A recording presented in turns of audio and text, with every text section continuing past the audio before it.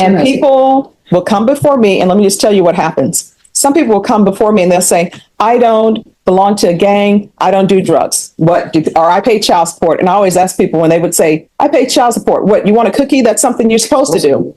Like, you're not supposed to be before me on motions to revoke because you're supposed to be doing what you're supposed to be doing. And whenever I give people conditions, or whenever probation recommends conditions for them, they want to write their own program. If you could write your own program, guess what? I wouldn't have a job. Defense attorneys wouldn't have a job. The state wouldn't have a job. It would be great.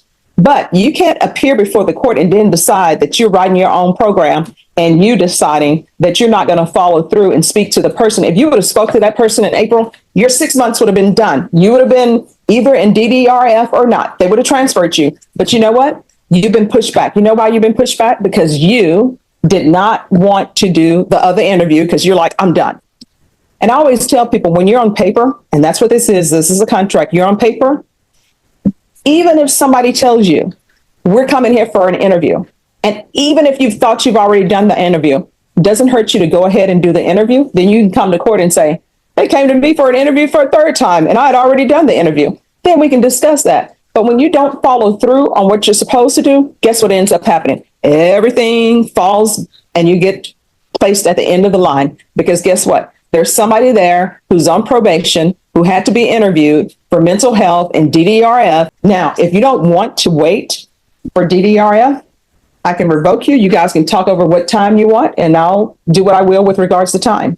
And guess what? You'll go to prison, you'll do your time, you'll get out. Either you're going to act right and follow the rules and conditions of society, which don't pick up any new offenses, take care of your children, stay on the straight and narrow. If you don't, you'll probably end up being a habitual, and your minimum when you come back will be probably 25, or maybe it'll be as a repeater in which case your minimum will be 15, depending on the charges. So if you want to discuss with the state and your attorney about doing your time, then you can do your time. And legally, I have to give you credit for any time that you've been in custody towards your time.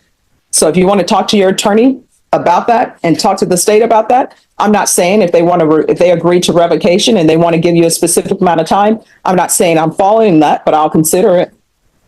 All right. So if you want to talk to your attorney about that, you can.